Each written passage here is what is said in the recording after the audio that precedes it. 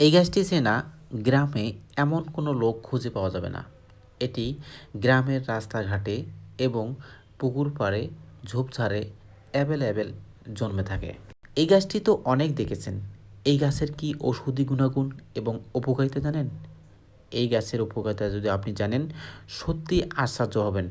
বাস্তবিক পক্ষে এই গাছটি আমাদের দেশে ফ্রি যেখানে সেখানে জন্মে থাকে।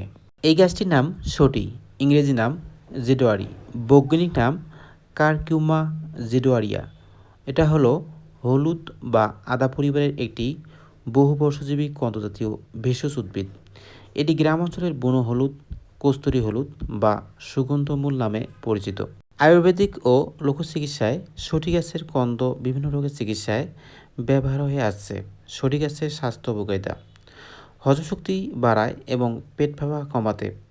শটিতে থাকা প্রাকৃতিক উপাদান পাকস্থলীর পাচক রস নিঃসরণে সাহায্য করে।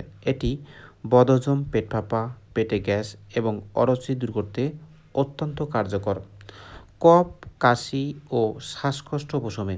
এটি কফ নিঃসারক এবং শ্বাসনালীর প্রদাহ দূর করে।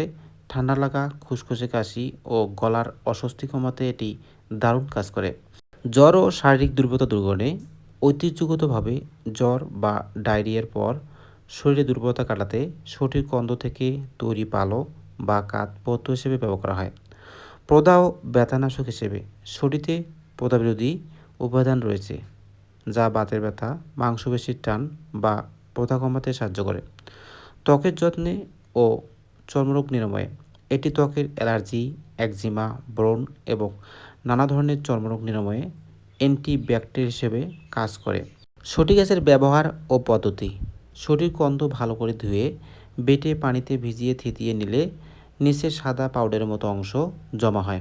এটি শুকিয়ে শটির পালো তৈরি করা হয়। শিশু বা অসুস্থ ব্যক্তিদের জন্য এই পালো পানি বা দুধের সাথে ফুটিয়ে বার্লির মতো রান্না করে খাওয়া হয়।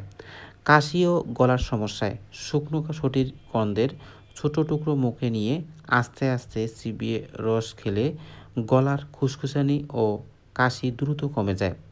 ত্বকের ব্যবহারে: কাঁচা শটি বা শটির গুঁড়ো কাঁচা দুধ বা পনির সাথে মিশিয়ে পেস্ট তৈরি করে মুখে বা চর্মরোগে আক্রান্ত স্থানে লাগালে ত্বক পরিষ্কার ও উজ্জ্বল হয়।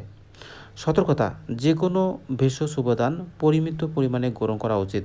গর্ভাবস্থায় বা দীর্ঘমেয়াদী কোনো জটিল রোগ থাকলে চিকিৎসকের পরামর্শ নিয়ে ব্যবহার করা শ্রেয়।